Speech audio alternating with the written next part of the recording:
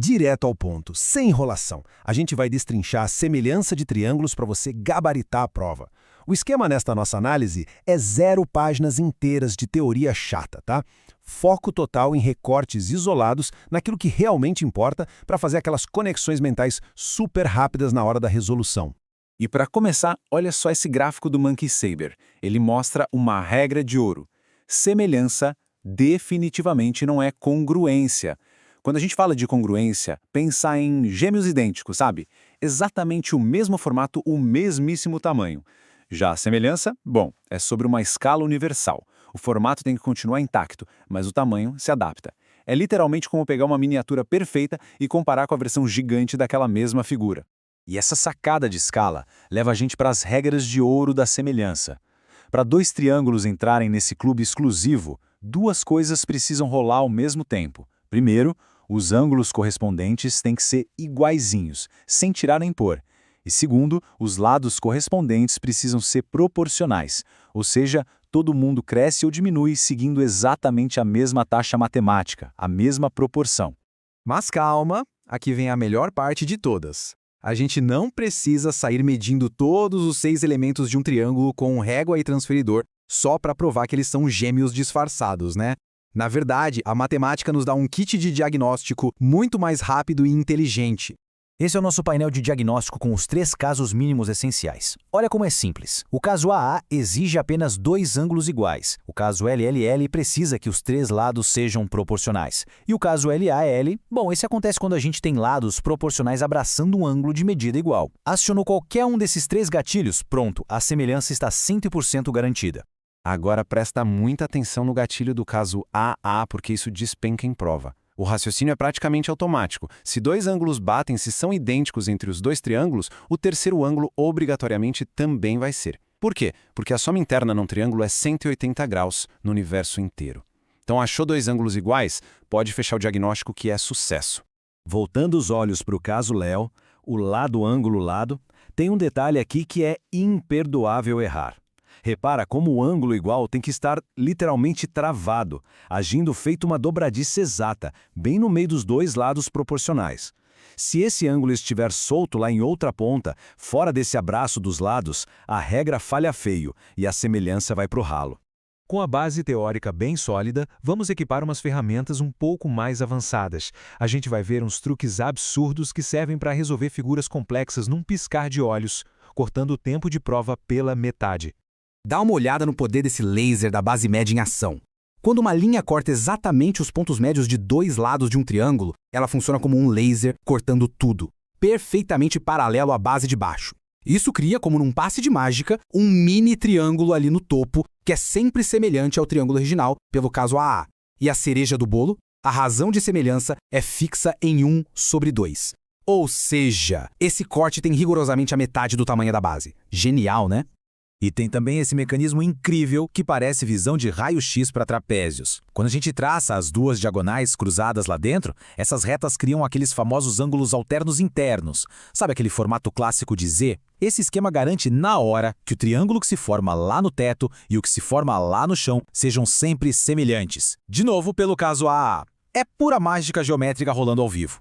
Mas guarda bem alta para não cair nessa pegadinha clássica. Nunca, jamais, tente inventar uma relação de semelhança entre os triângulos que ficam nas laterais do trapézio, o da esquerda e o da direita. Fazer isso é um erro fatal que destrói sua conta inteira. O motor dessa semelhança mora única e exclusivamente nos triângulos do teto e do chão, combinado? Certo. Hora de ativar o modo de combate. É muito legal entender a teoria, mas o que dá gosto mesmo é ver como a gente aplica essas mecânicas em problemas reais de prova para descobrir aquelas medidas que, à primeira vista, parecem impossíveis de se calcular. Pense nessa clássica questão da distância no mar.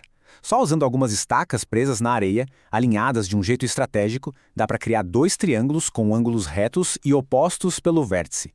E aí, graças àquele nosso caso AA, fica ridiculamente fácil calcular a distância exata de um barco lá longe no horizonte, sem nem precisar molhar o pé na água. A nossa estratégia de combate para isso é muito cirúrgica. Passo 1. Bater o olho na figura e caçar os triângulos semelhantes pelos ângulos iguais, ativando o caso AA. Passo 2, organizar a proporção, aquela fração esperta relacionando o lado de um triângulo com o lado perfeitamente correspondente do outro. E o passo 3 é só correr para o abraço, resolver a equação e capturar aquela medida que estava escondida. O outro cenário que vive aparecendo é esse de calcular distância entre picos de montanhas. O avaliador adora usar uma linha de perspectiva visual cruzando elevações diferentes no terreno só para forçar a gente a enxergar um par de triângulos semelhantes ali no meio. E para matar esse enigma das montanhas, o passo a passo é blindado.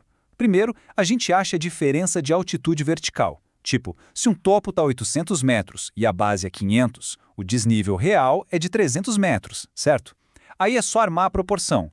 O deslocamento horizontal x está para o total de 900 metros, assim como o desnível de 20 metros está para o total de 300. Multiplica cruzado, a poeira baixa e a gente acha o deslocamento certinho de 60 metros. Com todas essas armas no arsenal, chegou a hora de falar sobre como desviar das armadilhas. Porque, convenhamos, saber fazer a conta é só metade da batalha. A outra metade é não cair nas pegadinhas sorrateiras que os professores colocam na prova só para subtrair seus pontos. E a armadilha mais letal de todas é, sem dúvida, ignorar a ordem das letras. Quando a gente compara o jeito errado com a notação certa, a coisa fica nítida. Dizer que o triângulo ABC é semelhante ao PQR é basicamente assinar um contrato rigoroso. Isso diz que o lado AB tem uma dependência total com o lado PQ e de forma alguma com o QR. Bagunçar essa correspondência de vértice destrói a sua proporção e joga a conta no lixo. Então, para garantir a segurança total, faça sempre este checklist antibomba antes de entregar a prova. Primeiro, verifique milimetricamente a ordem das letras na notação de semelhança. Segundo, tenha uma certa paranoia na hora de conferir se o ângulo, no caso LAL, está realmente trancado entre os lados. E terceiro, quando for montar as frações, nunca, jamais inverta a ordem no meio da conta. Se a razão começou do triângulo grandão para o pequeno, obedeça essa regra até a última linha. Para fechar esta nossa explicação direta, essa é a lei pétrea que tem que ficar tatuada na memória. A ordem das letras define a correspondência de vértices. Jamais ignore isso. Entender a fundo esse detalhe não é só para tirar nota máxima, é enxergar como a matemática realmente funciona nos bastidores. Fica aqui uma reflexão fascinante para a gente terminar.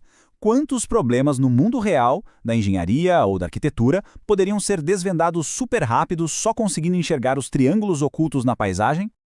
Fique atento aos links na descrição dos vídeos. Bora estudar junto? Se inscreve aí, jovem.